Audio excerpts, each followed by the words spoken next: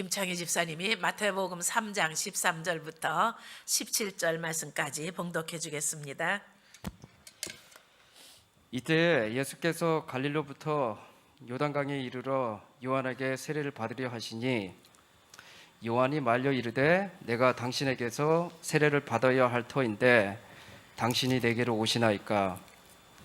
예수께서 대답하여 이르시되 이제 허락하라. 우리가 이와 같이 하여 모든 의를 이루는 것이 합당하니라 하시니 이에 요한이 허락하는지라. 예수께서 세례를 받으시고 곧 물에서 올라오실새 하늘이 열리고 하나님의 성령이 비둘기같이 내려 자기 위에 임하심을 보시더니 하늘로부터 소리가 있어 말씀하시되 이는 내 사랑하는 아들이요 내 기뻐하는 자라 하시니라. 아멘, 아멘. 예, 오늘 우리 한국 사람들에게 아주 특별한 날입니다.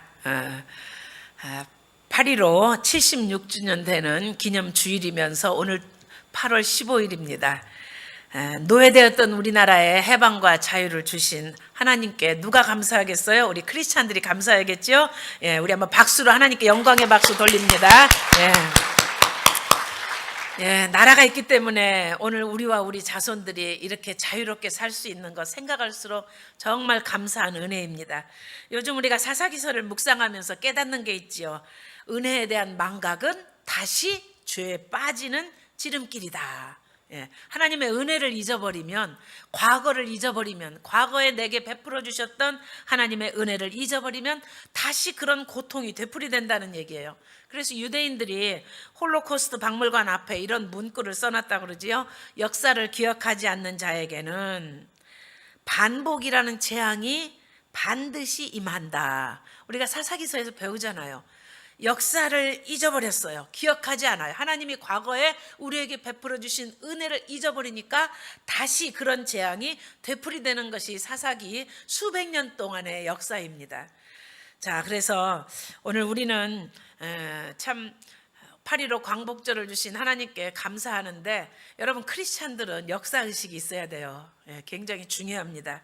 크리스찬들에게 역사의식이 있어야 된다는 것은 우리는 과거를 되새기면서 누군가를 증오하라는 것이 아닙니다.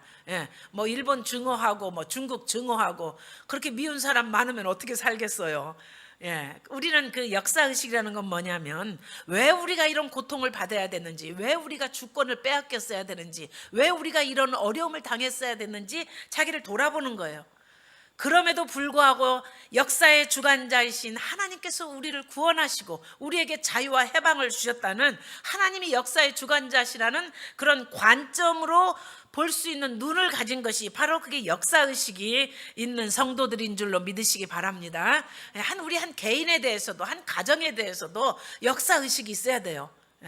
여러분들이 어떻게 예수님을 믿었는지, 여러분들이 그 고난 중에 어떻게 하나님이 함께 하셔서 오늘 이 자리에까지 올 수 있었는지, 그걸 자꾸 자녀들에게 말해줘야 됩니다. 우리 가정의 히스토리가 이렇다. 과거에 우리는 노예였었다. 과거에 우리는 어떤 사람이었다. 저희 할아버지는 과거에 소금 장사했답니다. 우리 아버지가 계속 얘기하셨어요. 할아버지 소금 장사해가지고 그래서 나를 대학을 공부시키셨다. 그러면서 우리 할아버지가 소금 장사지만 존경받으실 분이다. 그러고 수없이 저희들 귀에 못이 박히도록 소금 장사하셔서 우리 아버지 공부시키셨답니다. 저는 이제 우리 자녀들에게는 이제 그 얘기는 안 하지요. 이제 저희 윤신의 또 이제 히스토리를 이야기를 합니다.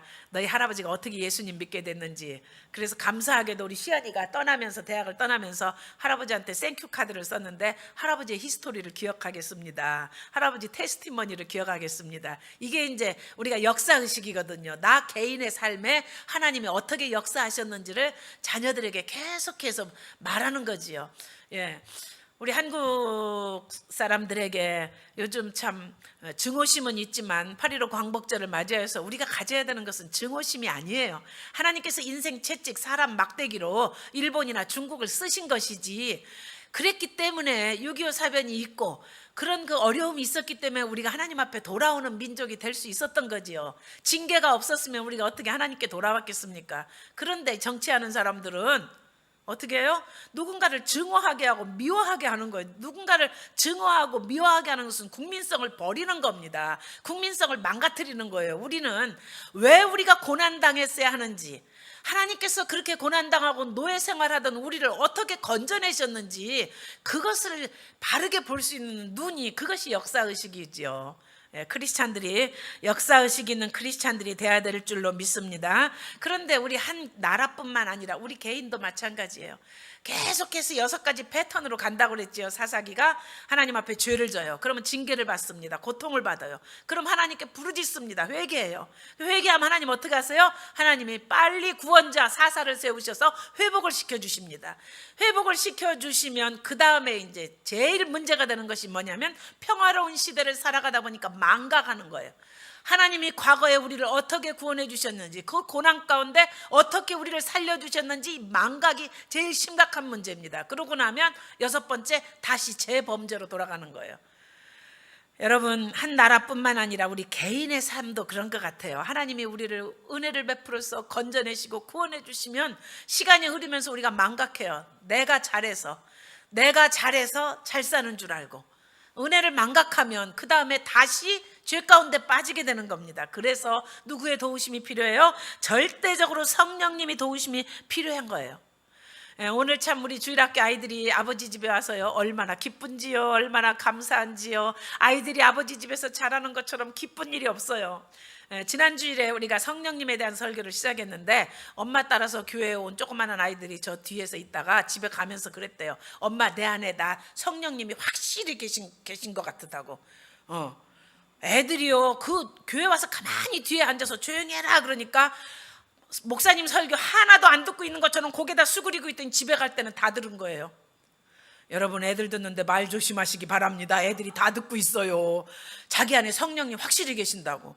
또 다른 애 그러더래요. 맞다고. 나도 성령님이 계신 것 같다고. 왜? 내가 교회 올 때 항상 기쁘다고.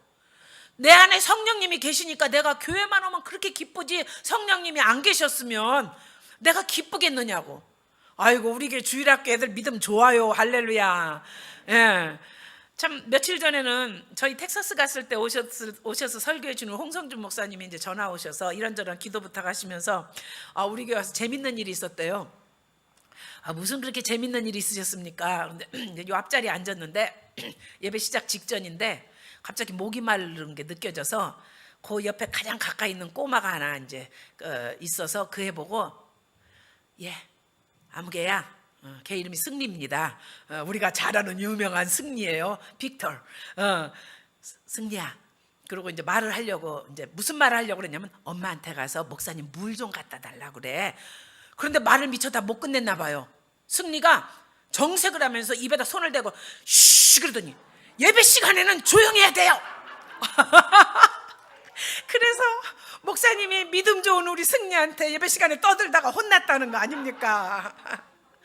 자, 이거는요, 제가 왜 이런 아이들 얘기하냐면 우리 밥 먹고 친교가 없잖아요. 그냥 가야 되잖아. 참 너무 아쉬워. 그러니까 우리끼리만 나눌 수 있는, 승리가 어떤 아이인지 우리가 다 알잖아요. 2년 전만 해도 지가 예배실 저 뒤에서부터 이 강대상 앞에까지 뺑뺑 돌면서 뛰면서 소리 지르던 승리가 2년 후에 이렇게 지가 의젓하게 컸다고 강사 목사님을 혼냈다니까. 예배 시간에 말하지 말라고, 떠들지 말라고.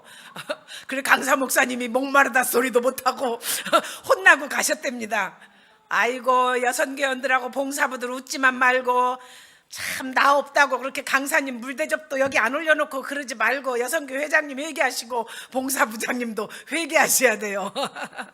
다음부터는 좀 잘 좀 저 없을 때 강사님들 오시면 좀 챙기시기 바랍니다. 언제까지 제가 하겠어요. 이제 여러분들이 그런 거 하셔야지. 하여간에 참 재밌었어요. 그러면서 야, 이게요, 우리 아이들이 믿음이 안 자라는 것 같아도 아이들이 이렇게 믿음이 자랍니다. 참. 여러분들 집에 가서 애들한테 혼나지 마시고 기도도 열심히 하시고 성경도 읽으세요. 애들이 다 보고 있습니다. 애들이 다 교회 와서 설교 듣고 우리 엄마 아빠가 주일 성수 잘 하는지, 믿음으로 잘 사는지, 기도하는지 다 애들이 보고 있어요. 말 안 해서 그렇지. 오늘 우리 성현이 보세요. 저렇게 간증 의젓하게 잘할 줄. 어렸을 때, 아기 때 보고 저렇게 말 많이 하는 거 나 처음 봤네. 우리 성현이 저렇게 말 잘하는 거. 아이고, 항상 애들이 아니에요. 그 어린 것들이 저렇게 커서 의젓하게 간증도 하고, 참 감사합니다. 할렐루야. 너무너무 감사해요. 자, 우리가 지난 시간에 이제 공부한 것처럼 계속해서 성령님에 대해서 우리가 말씀을 생각해 보려고 그러는데요. 자, 보혜사 성령님 어떤 분이라고 그랬어요? 성도들을 은혜로 지켜주시고 보호하시고 인도하시는 스승님이라고 그랬죠. 위로자시라고 그랬죠. 그 성령님은 다른 보혜사라고 그랬죠. 예수님께서 내가 다른 보혜사를 보내주겠다. 그 보혜사 성령님은 얼마나 겸손하시고 온유하신지 이 세상에 오시어서 자기를 드러내지 않고 항상 누구를 나타내서요? 예수님의 십자가의 공로를 이야기하고 모든 영광을 하나님께 돌리고, 여러분 참 우리 성령님은 이렇게 겸손하시고 위로의 영이시고 언제나 우리 가운데 오셔서 우리와 함께 하시는 그런 성령님이세요. 좋으신 하나님이십니다. 성령 하나님은 좋으신 하나님이세요. 그렇게 믿으십니까? 그런데 많은 분들이, 어떤 분들은 성령 받으면 광신자처럼 이상하게 되는 걸로 그렇게 아는 분들도 있어요. 성령 충만 받으면 사람 이상하게 미쳐. 그러면서 아주 비인격적인 그런 그 사람이 되는 거 아니야? 그러면서 성령 받기를 두려워하는 분들, 이번 기회에 성령님에 대한 오해를 확실하게 풀으시기 바랍니다. 그래야 성령 받아요. 성령님 좋으신 하나님이십니다. 사모하는 자들에게 임해주시는, 임재하시는 성령님이신 줄로 믿으시기 바랍니다. 조금 어려운 얘기 할게요. 예수님의 십자가 사건은 외적인 은혜예요. 이렇게 좀 표현하면 좀 딱딱한 표현인데, 왜냐하면 우리의 구원을 위해서 성자 하나님이신 예수님께서 이 세상에 오시어서 눈에 보이게 하신 일이잖아요. 그래서 외적인 은혜라고 하는 겁니다. 십자가에 달려서 죽으시고 고통받으시고 부활하신 일은 은밀하게 숨어서 행한 일이 아니지요. 역사 속에서, 시간 속에서, 공간 속에서 모든 사람이 다 볼 수 있도록, 믿든지 안 믿든지, 믿는 자나 안 믿는 자나 다 볼 수 있도록 베풀어 주신 구원 역사는 외적인 은혜예요. 자, 그런데 이 성령님께서 하시는 일은 내적인 은혜입니다. 성령님은 은밀하게 우리 가운데 오세요. 그리고 우리 안에서 일하세요. 그래서 세상 사람들의 눈으로 볼 수가 없습니다. 예수님도 이제 우리가 좀 이따가 말씀도 볼 건데, 예수님께서도 요한복음에 그런 말씀을 하셨어요. 세상은 보지도 못하고 알지도 못한다. 그러나 너희는 안다 그래요. 성령은 받은 자밖에 모르는 줄로 믿습니다. 그래서 성령님께서 하시는 일은 내적인 은혜라 그래요. 내적인 은혜라. 성령님은 우리 안에 들어오셔서 예수님께서 이루어 놓으신 구원 사역을 계속해서 이루어 가시는데, 그것을 현재화하고 구체화시키시는 분이 성령님이에요. 어려운 말 써서 영어권 형제들 미안해요. 현재화라는 건 뭐냐면, 이게 설명을 하자면, 예수님의 십자가와 부활 사건은 2000년 전 사건이지요. 또 이스라엘에 있었던 사건입니다. 시간적으로 공간적으로 아주 멀리 있었던 일이고, 우리 밖에서 일어난, 외적으로 일어난 사건이에요. 그런데 그 십자가 사건이 당시 사건으로, 2000년 전 사건으로 이스라엘에서 있었던 일로 끝나지 않고 시간과 공간을 초월해서 지금까지, 현재까지, 현재화라 그러는 거예요. 현재까지 바로 구원 역사가 되도록, 그리고 구체적으로 그것이 믿어지도록 구원 역사를 실현해 오신 분이 바로 성령님이시라는 거예요. 할렐루야. 그래서 성령님은 그때부터 이 세상에 강림하셔서 오셔서 지금까지 이 세상을 떠나지 않고 성도 가운데 함께 하시며 성도들을 위해서 일하시며, 계속해서 성령님이 일하시기 때문에 우리 성도들이 하나님과 살아있는 관계가 계속해서 가능한 겁니다. 그래서 예수님의 십자가는 외적으로 일어난 하나님의 구원의 은혜이고, 성령님이 하시는 일은 우리 눈에 보이지 않지만 인격적으로, 내적으로 일하시는 내적인 은혜라 그러는 거예요. 성도들의 영혼 깊은 곳에까지 들어가서 우리 내면에서, 우리 안에서 정말 깊이 일하시는 분이 바로 성령 하나님이십니다. 예수님의 십자가의 고난이 없었다면 우리 구원은 없습니다. 그러나 성령님의 내주하시는 은혜가 없었다 그러면 우리 구원이 완성될 수가 없는 거예요. 우리가 구원받았지만 이미 우리가 구원을 받았습니다. 그러나 그 구원이 완성될 때까지 성령님께서 우리를 이끌어서 하나님 앞에까지 딱 이끌어 주시는 거예요. 할렐루야. 그래서 성령 꼭 받아야겠죠? 자, 그런데 여러분, 예수 믿고 거듭나서 성령 세례 받은 뒤에도 우리는 여전히 죄성이 남아있지요.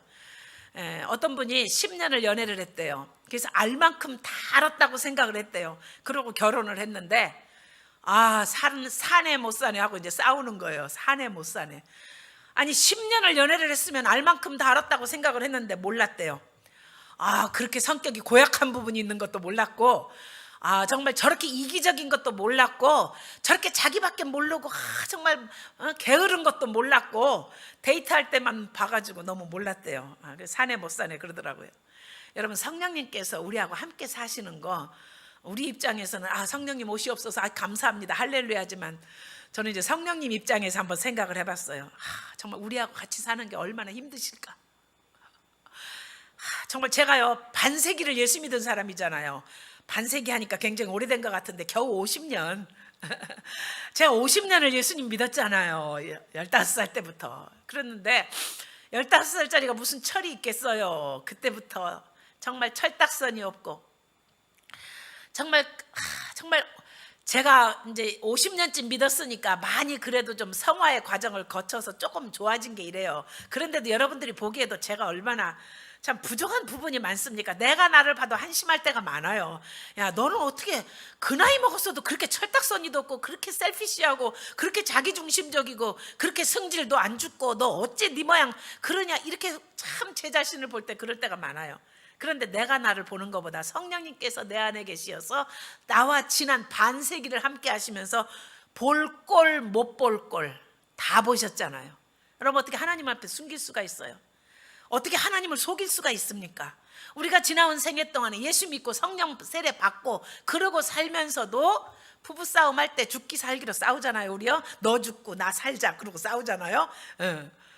그뿐입니까? 누구를 미워하고 증오하고, 그러가 막 이기적이고, 정말 그런 우리 모습에 볼 꼴 못 볼 꼴을 다 보고, 그럼에도 불구하고 참고 우리를 인도해 주신 분이 성령님이세요.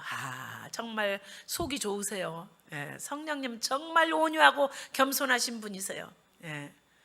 제가 만약에 성령님이라면 저는 그런 사람하고 못 삽니다. 이혼하지요. 이혼 사유 중 1번이 성격 차이라고 그러잖아요. 성격 차이라는 것은 성품이 다르다는 얘기잖아요. 성령님의 성품과 우리의 성품은 정반대되잖아요. 얼마나 역겨워요. 우리의 모습이, 우리의 죄된 모습이 얼마나 역겹습니까? 우리의 위선과 거짓과 우리의 그런 악한 그 죄성과 정욕과, 정말 이런 모든 우리 내면에 가지고 있는 것들이 얼마나 정말 악해요. 그럼에도 불구하고 성령님은 우리를 책망은 하세요. 그렇지만 정죄는 안 하십니다. 할렐루야. 우리가 지난 시간에 말씀 들었지요? 책망은 하시지만 정죄는 안 하시는 거예요. 끝까지 우리를 격려하시면서 우리를 성화시켜서 하나님 앞에 마지막 구원의 완성될 때까지 우리를 이끌어 가시는 성령님이세요.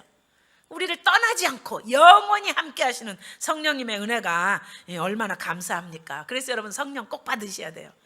성령님은 우리 안에 오셔서 우리를 성화시켜 주시고, 우리를 성숙시켜 주시고, 정말 신부된 우리를 신랑 되신 예수님에게까지 딱 데리고 가서 손을 잡아서 딱 이끌어 주실 때까지 우리 그 손을 놓지 않으시는 그런 하나님이신 줄로 믿으시기 바랍니다.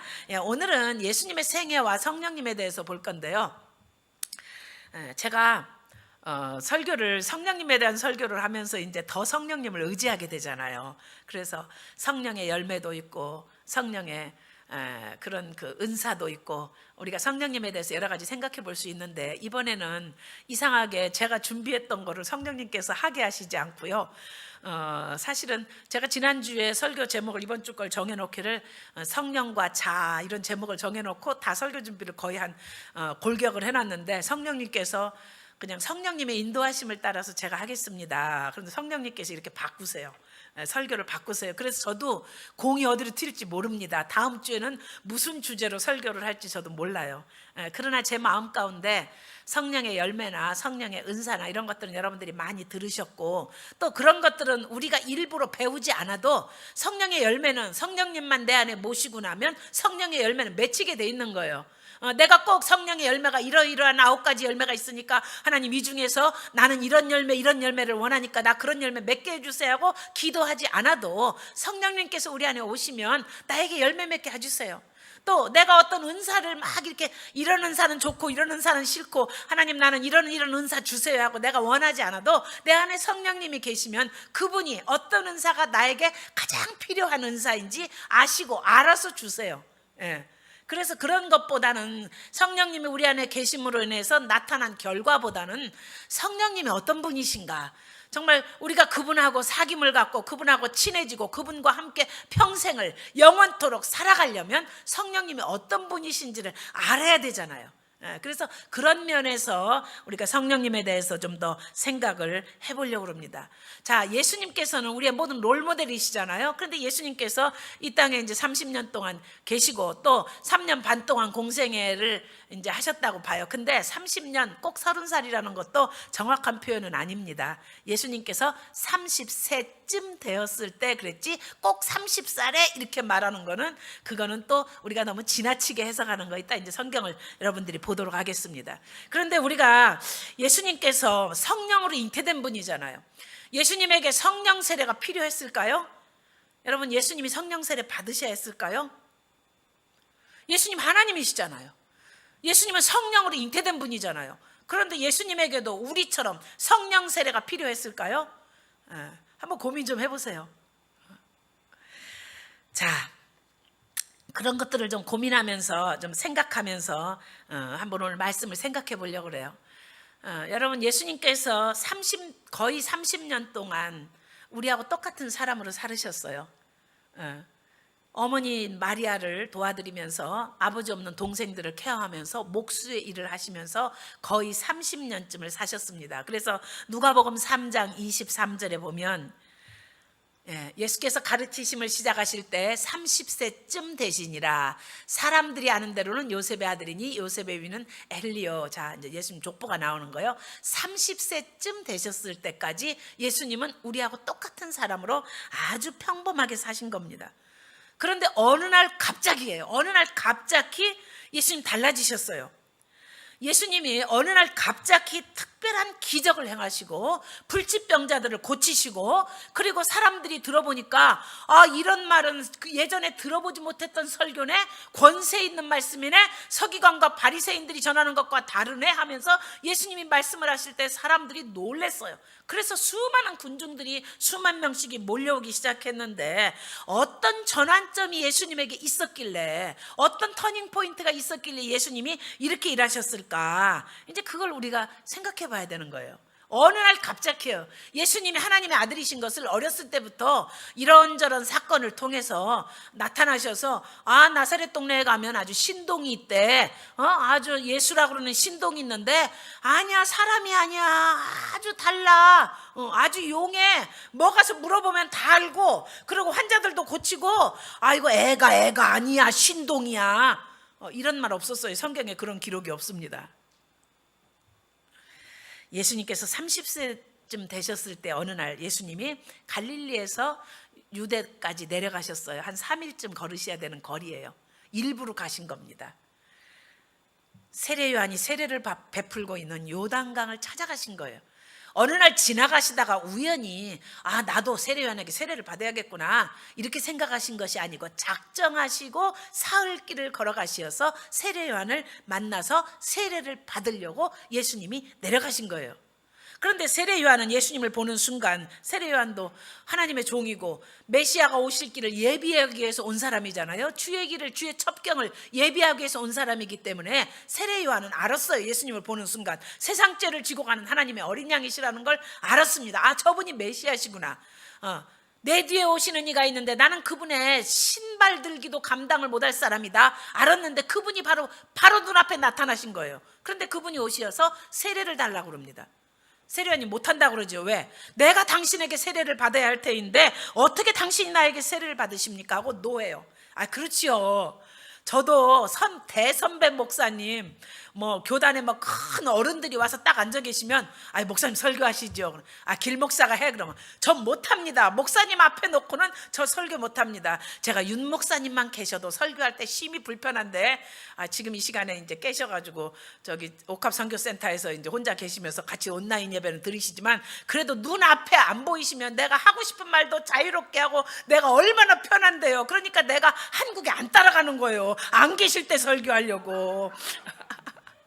여러분 나보다 윗사람 큰 사람 하여간 어쨌건 그렇잖아요. 뭐 남편은 하늘이고 난 땅이니까 그냥 나보다 큰 사람, 나보다 윗사람, 나보다 영성이 막 이렇게 있는 사람, 그런 사람 앞에서 내가요 주름 잡는 게 얼마나 힘들은데요. 근데 예수님에게 세례를 받아야 되는데 예수님이 세례요한에게 세례를 달라 그러니까 세례요한이 못한다고 그러는 게 당연하지요. 저는 세례요한의 심정을 이해를 합니다. 세례는 죄인들에게 베푸는 거거든요.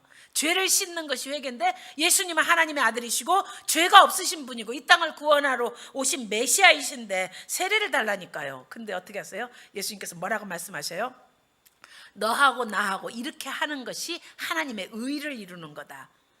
예수님은 낮아지시어서 죄인처럼 세례를 받으셨어요. 우리가 받아야 되는 세례를 예수님이 대신 죄를 씻으신 거예요. 근데 세례 요한은 더 어려운 순종이에요. 어떻게 내가 감히 하나님의 아들 예수님께 세례를 줍니까? 그럼에도 불구하고 어려운 순종이지만 예수님이 하라고 하실 때 순종했잖아요. 여러분 우리가 순종은요 불완전한 순종은 불순종이다 그래요. 완전한 순종이 순종이에요. 하기 참 어려운 순종이 있습니다. 하기 참 어려운 순종이 있어요. 우리 김대희 전사님이 어떤 때 저희 놓고도 설교하잖아요. 참 하기 어려워요. 근데 한 번도 노를 안 해. 기쁨으로 해요. 그래서 우리가 뒷자리에 앉아서 아멘 소리 막 크게 하잖아요. 그 담임 목사님하고 또 부목사하고 앞에 두 분이나 저기 목사님들 놓고 설교하는 거 수요일 날 뭐 이런 때 쉬운 일 아닙니다. 또 우리 온라인 예배 때도 그렇고요. 근데 참 잘하잖아요. 왜? 순종하니까 하나님이 할 수 있는 능력도 주시는 겁니다. 우리 정혜숙 목사님도 그렇고요. 자, 근데 예수님께서 지금 이제 물세례를 받으신 그날 성령 세례를 받으신 거예요. 성령이 비둘기같이 임하셨다. 그게 성령 세례거든요. 성령 세례가 임하신 거예요. 어떻게 세 가지가 있었죠. 하늘이 열리고 성령이 비둘기같이 임하시고 그리고 하나님의 음성이 들렸잖아요. 이는 내 사랑하는 아들이요 내 기뻐하는 자라. 예수님 혼자 들으셨는지 아니면 세례요한하고 둘만 들으셨는지 다른 사람들도 들었는지 거기에 대한 자세한 기록이 없어서 모르겠어요. 그러나 하여간 적어도 예수님과 세례요한은 듣게 말씀하셨으니까 성경에 기록이 됐겠지요. 하늘문이 열렸어요. 하늘문이. 그리고 성령이 비둘기같이 예수님에게 임하셨습니다. 그 임하신 성령님은 그때부터 떠나지 않고 예수님이 십자가에 달려 죽으실 때까지 그리고 예수님이 부활하실 때까지 예수님과 함께 하신 성령님이신 줄로 믿으시기 바랍니다. 바로 이 날이 예수님에게 전환점이 되시는 날이에요. 그냥 30년쯤은 사람으로 살으셨어요. 평범한 사람으로. 그런데 세례 요한에게 가서 물로 세례를 받던 날 성령 세례 받으시고 이 날을 기점으로 해서 지난 30년의 삶과 전혀 다른 삶을 살기 시작하시게 된 겁니다. 여러분 하나님의 아들이신 예수님도 그랬다 그러면 우리도 교회 다녔어요. 어떤 분은 15년 다니다가 성령 세례 받은 분 있고 어떤 분은 20년 다니다가 성령 세례 받은 분 있고 어떤 분은 참 unfortunately 불행하게도 평생을 교회는 다녔는데 성령 세례 받지 못하고 돌아가신 분도 의외로 많습니다. 의외로 참 많아요. 여러분 성령 세례를 받아야 내가 그동안에 교회를 그냥 성전들 밟고 왔다 갔다 하고 그냥 나 기독교인이야 그러고 다녔는데 성령 세례를 받는 그날을 기점으로 해서 확 달라져요. 확 달라집니다. 할렐루야. 여러분들에게 이런 시간 이런 역사가 꼭 있어야 되는 거예요. 그래서 제가 오늘 예수님의 생애를 가지고 예수님도 하나님의 아들이시지만 30년의 삶과 예수님 하나님 안 믿으신 거 아니잖아요. 성령으로 잉태된 분이잖아요. 우리하고 다른 사람이잖아요. 그럼에도 불구하고 왜 예수님에게 성령 세례가 필요했냐고요. 성령이 비둘기같이 임하시고 나서 예수님이 공생애를 시작하실 때 완전히 놀라운 그런 사역을 이제 하시게 된 겁니다. 자, 여기서 여러분들 우리가 좀 생각해 볼 수 있는 건요.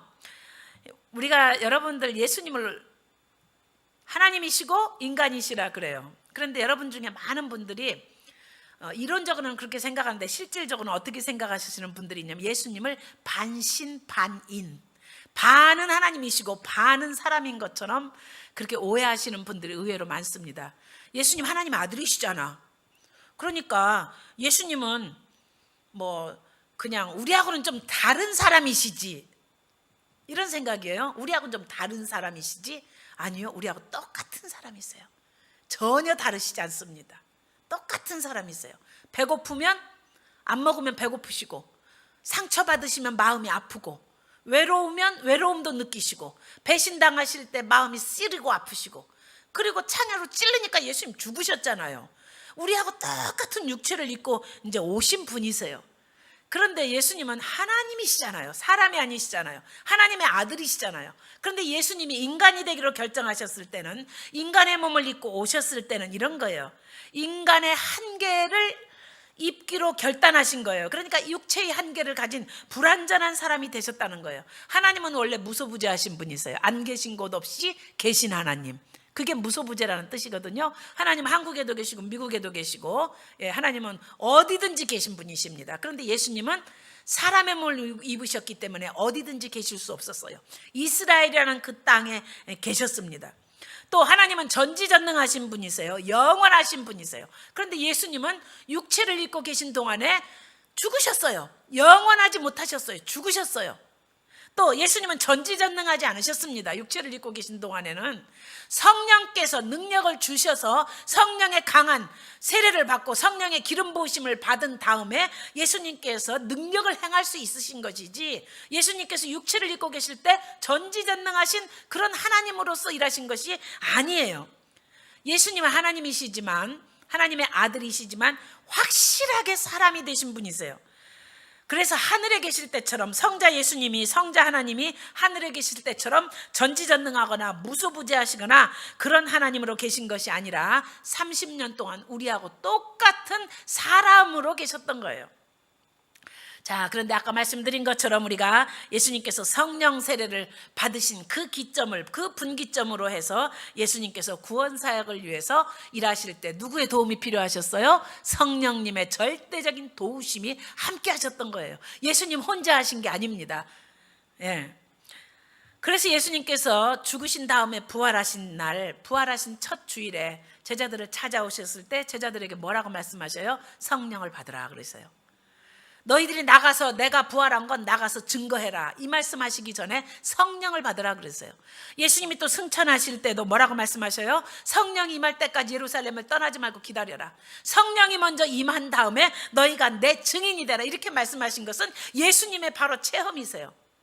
나도 하나님의 아들이지만 이 땅에 인간의 몸을 입고 왔을 때 30년 동안 기다렸다가 30년쯤 된 다음에 성령이 비둘기같이 임하셔서 물세례를 받을 때 그때 하늘문이 열리고 성령이 임하시고, 그리고 하나님의 음성을 듣고, 그리고 나서 나도 하나님의 사역을 했다. 그렇다고 그러면 너희들도 나처럼 성령이 임할 때까지는 예루살렘을 떠나지 말고 기다렸다가 성령 받은 다음에 하나님의 일을 온전히 할 수 있다 하는 예수님의 메시지가 그 속에 들어있는 줄로 믿으시기 바랍니다. 할렐루야. 여러분, 우리 성령 받아야겠죠? 예수님도 하나님의 아들이심에도 불구하고 공생의 사역 기간에 성령님의 전적인 도우심이 있었어요. 성령 받아야 성령님의 뜻대로 삽니다. 하나님의 뜻대로 살아요. 예수님께서 성령 세례 받으신 다음에 처음으로 어디로 가셨어요? 가서 환자 고치셨나요? 가서 말씀 전하셨나요? 아니지요. 성령께서 이끌어서 광야로 가셨는데 거기에 참 이상한 말씀이 나옵니다. 성령께서 이끌으셔서 사단에게 시험을 받으러 광야로 가셨다 그래요. 성령께서 이끄셨어요. 사단이 찾아온 것도 아니고 예수님이 사탄을 찾아간 것도 아니고 성령께서 이끄셔서 광야로 갔는데 거기에 예수님이 금식기도 하시고 사단이 와서 예수님과 정면 대결하지요. 그때 예수님께서 에덴 동산에서 아담과 하와를 유혹했던 그 사단이 두 번째 아담으로 오신 예수님에게 찾아왔을 때 예수님은 뭘로 물리치셨어요? 말씀으로. 할렐루야. 예, 그래서 말씀과 성령 이 둘은 예수님뿐만 아니라 우리들에게도 꼭 우리가 신앙생활 하는데 사단을 이길 수 있는 비결이 말씀과 성령인 줄로 믿으시기 바랍니다. 말씀만 하면서 성령 세례 못 받은 크리스찬들이요 굉장히 메마릅니다. 율법주의입니다. 이런 사람들 교회에서 많이 싸웁니다. 분쟁을 일으킵니다. 분열을 합니다. 왜? 말씀 그러는데 성령을 못 받은 거예요. 예. 또 성령 충만만 부르짖고 말씀이 없으면 잘못된 은사운동을 하다가 성령님을 인격적인 성령님을 이렇게 좋으신 성령님으로 알리지 못하고 그 사람을 통해서 나타나는 성령님의 은사는 무슨 귀신의 역사나 뭐 성령의 역사나 뭐가 다르나, 무당이나 예수쟁이나 뭐가 다르나, 이런 비인격적인 그런 행동을 하게 되는 겁니다. 그래서 예수님께서 말씀으로 사단을 물리치시고 성령의 이끄심을 따라서 기도하셨지요. 자, 그렇게 하신 다음에 전적으로 이제는 하나님의 일을 본격적으로 이제 하시게 되는 겁니다. 그런데 이 예수님이 성령 세례 한번 받으시고 성령님 떠나지 않으셨다고 그랬죠? 그 다음에 하나님께서 어떻게 하셨는지 우리가 요한복음 3장 34절 보면 알 수가 있습니다. 자, 하나님이 보내신 이는 하나님의 말씀을 하나니 이는 하나님이 성령을 한량없이 주심이니라. 아멘. 지금 예수님에 대한 말씀이에요. 하나님이 보내신 이 메시아 예수님은 하나님의 말씀을 하세요. 하나님의 말씀을 어떻게 그렇게 할 수 있어요? 어떻게 내가 생각한 것이, 내가 전하는 말씀이 하나님의 말씀이라고 어떻게 이렇게 확신하고 할 수 있어요? 하나님이 성령을 한량없이 주시기 때문에, 그냥 한 번 성령 세례 받은 것으로 끝난 것이 아니라 한량없이 부어주신 거예요. 한량없이. 할렐루야. 오늘 이 자리에 오신 여러분들 이미 성령 세례 받으신 분들이 있습니다. 그러나 성령 세례 한 번 받고 다 그거 메말르면 안 되지요. 하나님이 한량없이 부어주시는 성령님의 역사하심, 성령님의 기름 부으심이 이 성령에 대한 말씀을 듣는 동안에 여러분들에게 임하시기를 주님의 이름으로 축복합니다. 아멘. 예. 여러분, 예수님은 참 보통 사람과 우리가 다른 분 아니라고 그랬죠. 슈퍼 파워를 가진 반신 반인 이런 존재가 아니시라고 그랬죠. 그렇기 때문에 성령 세례 받으셨어도 계속해서 한량없이 성령을 부어주시고 또 부어주시고 또 부어주시는 이런 그 하나님, 정말 하나님의 은혜가 있었기 때문에, 성령님의 임재가 있었기 때문에 예수님이 공생의 기간 동안에 사명을 다 감당하실 수 있었던 겁니다. 참 성령님이 이렇게 좋으신 성령님이에요. 자, 예수님이 성령으로 잉태되셨고 공생애를 시작하시기 전에 성령으로 세례를 받으셨고 공생애 사역을 하시는 기간 동안에는 성령을 한량없이 부어주셨고, 자, 예수님이 십자가에 달려 죽으셨습니다. 예, 사람이기 때문에 죽으시죠. 우리하고 똑같은 몸이기 때문에 찌르고 매맞고 창에 찔려서 죽으셨습니다. 그런데 예수님 어떤 분이세요? 죽은 나사로도 살리신 분이잖아요. 성령으로 살리신 분이잖아요. 근데 예수님 자신이 죽으셨어요. 그럼 어떻게 살아요? 네. 비유가 적절하지 않은데 중이 제 머리 못 깎는다, 이 말은 나는 오늘 안 하고 싶네. 근데 이제 여러분들은 많이 들었으니까, 예수님이 죽은 나사로도 살리신 예수님인데 예수님이 죽으셨는데 이 예수님을 누가 살리세요? 네. 누가 살리셨어요? 예수님 안에 누가 계세요? 성령이. 로마서 8장 11절 확실하게 우리가 증거를 봅시다. 같이 읽도록 하겠습니다. 예수를 죽은 자 가운데서 살리신 이의 영이 너희 안에 거하시면 그리스도 예수를 죽은 자 가운데 살리신 이가 너희 안에 거하시는 그의 영으로 말미암아 너희 죽을 몸도 살리시리라. 예수를 죽은 자 가운데 살리신 이의 영 누구예요? 성령이시죠. 그분이 우리 안에도 계신다는 거예요. 그분이 그리스도 예수를 죽은 자 가운데서 살리신 영이라는 거예요. 할렐루야.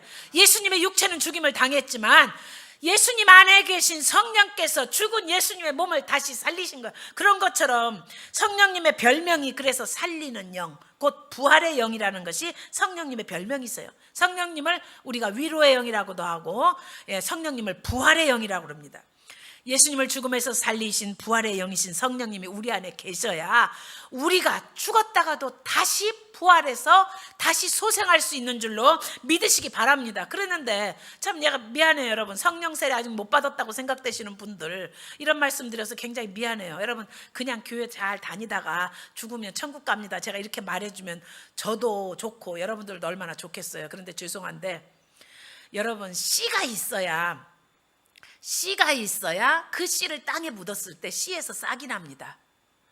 씨 없는 수박은요 다 먹고 나면 그걸로 끝이에요.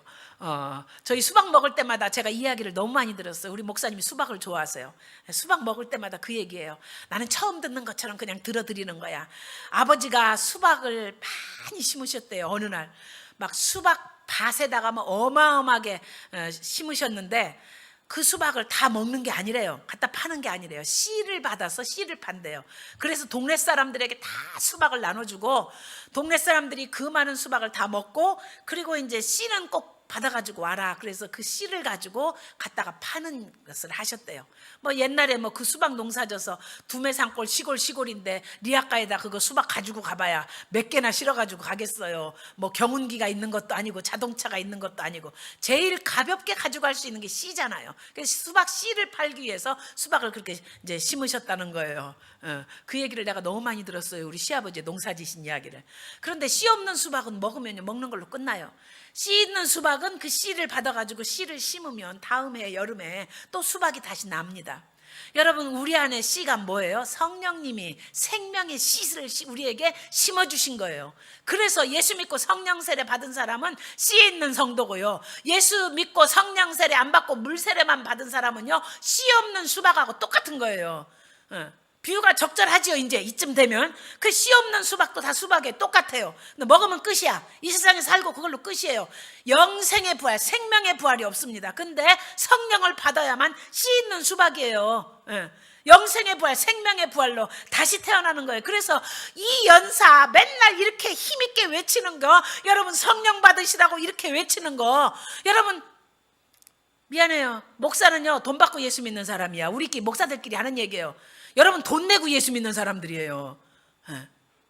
여러분 교회 와서 헌금 내고 시간 드리고 있는 정성 다 드리고 그렇게 예수 믿는 여러분들한테 돈 받고 예수 믿는 목사가 제대로 가르쳐 줘야 될 거 아니에요.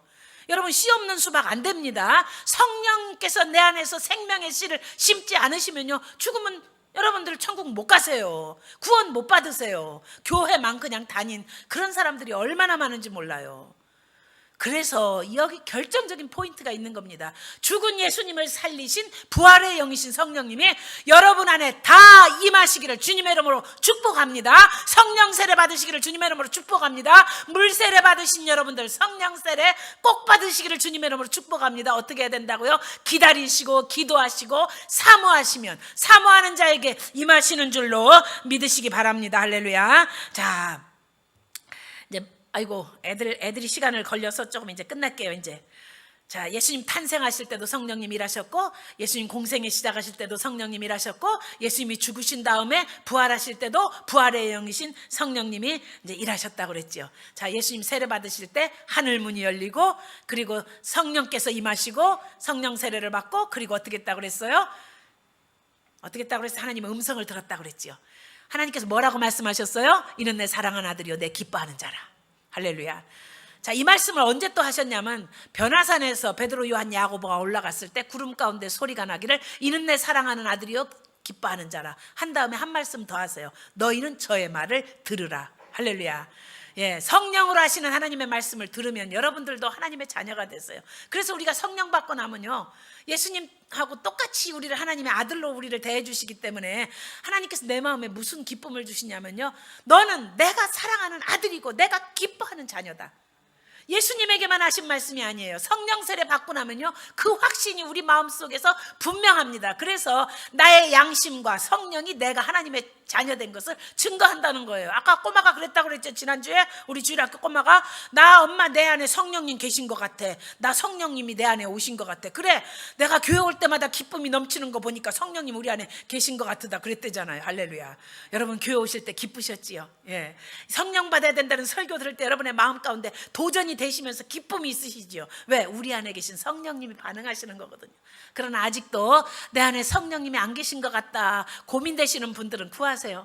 구하는 자에게 좋은 것을 주시지 않겠느냐. 구하는 자에게 성령을 주시지 않겠느냐. 할렐루야.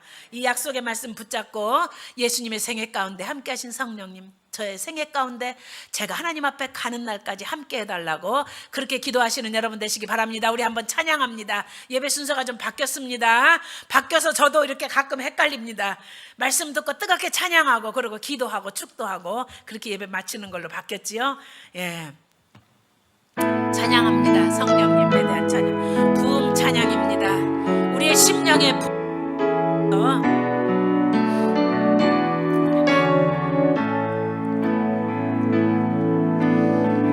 이 땅의 왕무함을 보소서. 하늘의 하나님, 긍휼을 베푸시는 주여, 우리의 죄악 용서하소서. 이 땅 고쳐주소서. 이제 우리 모두 하나 되어 이 땅에 무너진 기초를 다시 쌓을게. 우리의 구상들을 깨우신 성령의 불이 임하소서.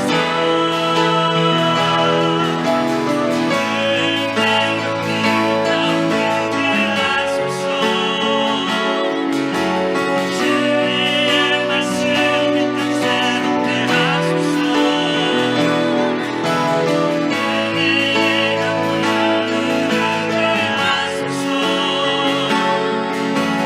성령의 바람 이제부터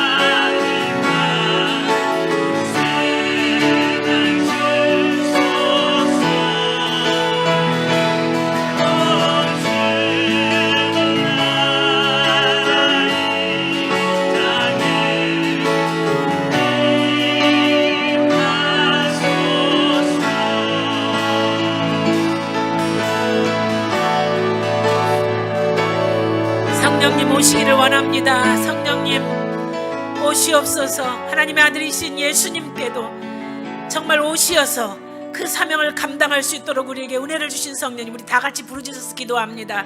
말씀 끝나고 찬양한 다음에 우리 축도만 받는 시간이 아니라 여러분 소리내어서 부르짖어서 성령의 임하심을 위해서 부르짖어 기도하겠습니다. 우리 다 같이 부르짖어서 기도합니다. 주여, 살아계신 아버지 하나님, 이 시간에 성령님을 사모합니다. 성령님 임재하여 주시옵소서. 우리가 물 세례는 받았지만 아직 성령의 세례를 알지 못하는 성도들이 있으면 하나님이 사모하는 마음을 주시옵소서. 성령님에 대한 말씀을 소개하고 성령님에 대한 말씀을 할 때 하나님 아버지 말씀 속에서 성령의 강한 임재하심이 우리 성도들에게 있게 하여 주시기를 원하고 기도합니다. 10년, 20년, 30년 우리가 예수 믿고 교회 다녔지만 아직 내 안에 성령님이 계신다는 확신이 없는 성도들, 이 시간에 성령님 임하여 주시옵소서.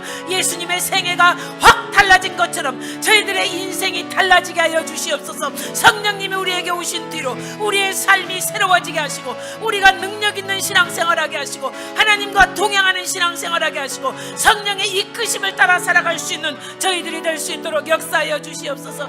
너무나도 아버지, 작년부터 시작해서 오랜 동안 저희들이 아버지 집에 나오지 못하다가 오늘 아버지의 집에 왔습니다. 성령 세례 이미 받았지만 성령의 아버지 세례 받은 것이 너무나도 아버지 소멸되고 저희들이 이렇게 연약해졌습니다. 하나님 도와주시옵시고 매 주일마다 성령의 강한 기름 부으심이 우리 성도들 머리 위에 임하게 하여 주시옵소서. 이제는 우리 주 예수 그리스도의 십자가의 구원의 은혜와 하나님 아버지의 크고 놀라우신 사랑과 부족하고 연약한 저희들에게 오시어서 우리 안에 함께 내주하시며 우리가 하나님의 뜻대로 살아갈 수 있도록 언제나 성령으로 강하게 기름 부어 주시어서 교통하게 하시는 역사와 하나님과 사귐이 있게 우리를 이끌어 주시는 성령님의 역사하심이 우리 사랑하는 성도들 머리 위에 이제로부터 영원까지 함께 하시기를 축원하옵나이다. 아멘.